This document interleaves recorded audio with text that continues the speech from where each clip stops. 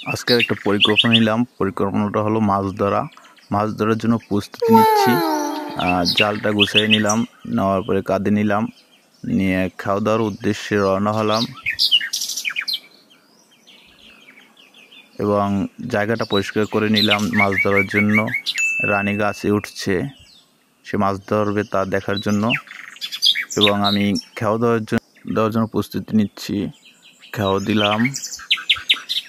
রানী শালুক খাবে, খাওয়ার জন্য সাপ্পার শালুক খাইতেছে সে। আর আমি জাল টানার জন্য অপেক্ষা করতেছি। জাল উঠালাম, জাল উঠানোর পরে মাছ পেলাম গুড়ি মাছ শুধু। এবং জাল থেকে মাছ ছাড়ানোর জন্য একজন আমার ছোট ভাই আসলো, রিয়াদ। আবার আমি খাওয়া দাওয়ার জন্য প্রস্তুতি নিলাম, খাওয়া দিলাম। খাওয়া দাওয়ার পর টেনে উঠাইলাম। আবার মাছ ছাড়ানোর জন্য বালতিতে মাছ রাখার জন্য বালতি আনতেছে রানী। সে খুবই কর্মঠ, তার জন্য অ্যাক্টিভ। মাছ ছাড়ালাম। আবার আমার ছোট ভাই তারেক, সে মাছ ধরার জন্য খেয়াও দিছিল। খেয়াতে তার এতে বোয়াল মাছ উঠলো, বোয়াল মাছ। আর আমার জালে ওঠে শুধু গুড়ি মাছ আর ট্যাংরা মাছ উঠলো।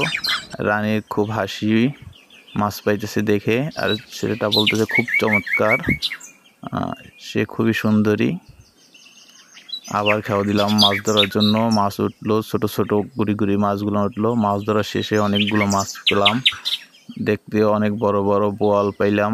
এবং পলাশ ভাই মাছ উঠালো পাতিলে করে। সবাই ছবি তুলতেছে মাছের, বড় বড় মাছ। একটা পুকুর ধরার শেষে পরবর্তী আর একটা পুকুরে ধরার জন্য বীজের ভিতর থেকে কোলার ভিতরে পুকুরটা, তাই রওনা দিলাম রোয়ার ভিতর থেকেই। সাথে রানীও আছে, মুসা ভাইও আছে। এবং এই যে বীজের ভিতর থেকে হেঁটে খুবই যেতে, আমাদের জাল নিয়ে যেতে খুবই কষ্ট হচ্ছে। তারপর আমরা সাহস নিয়ে গেলাম এবং রানীও আছে সাথে। আমরা চেষ্টা করতেছি মাছ ধরার জন্য। এবং জাল কাঁধে মুসা ভাই আছে আমার বন্ধু, আমিও কাঁধে জাল নিয়ে হাঁটতেছি। খুবই পরিশ্রম হইতেছে, কাদার ভিতর থেকে হাঁটতে হাঁটতে অনেক দূরে, প্রায় বিলের মাঝে যেতে হচ্ছে। মাছ ধরার জন্য প্রস্তুতি নিলাম এবং মাছ ধরার জন্য জায়গাটা আবার পরিষ্কার করে নিলাম, পুকুরটা।